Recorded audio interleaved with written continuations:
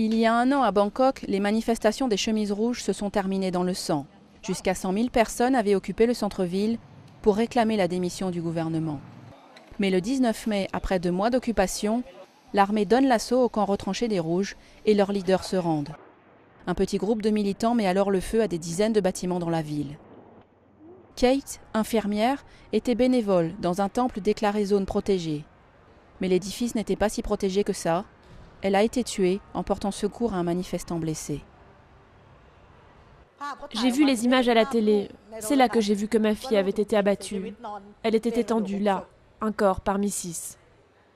La mère de Kate ne sait toujours pas qui est responsable de la mort de sa fille, tout comme les familles des autres victimes. Je suis la mère de Kate. Je ferai tout ce que je peux. Je ne laisserai personne abandonner cette affaire. Elle doit être traitée selon la loi. Voici le temple où Kate a été tuée, une zone supposée protégée.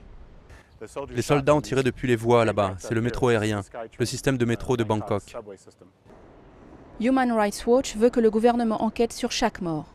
Le gouvernement a arrêté beaucoup de chemises rouges. Ils en ont arrêté des centaines, y compris les leaders. Ils les ont inculpés de crimes graves. Et certains des rouges devraient être poursuivis.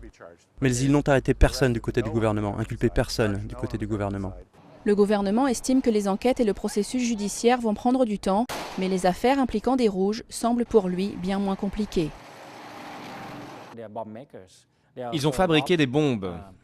Ils ont cambriolé et attaqué des magasins en plein jour. C'est enregistré sur les caméras. Il est du ressort des tribunaux de juger ces affaires, mais nous aiderons tout au long du processus pour nous assurer que ces gens auront un procès juste avec notre assistance. L'anniversaire de l'assaut de l'armée sur le camp des Rouges intervient à quelques semaines des élections.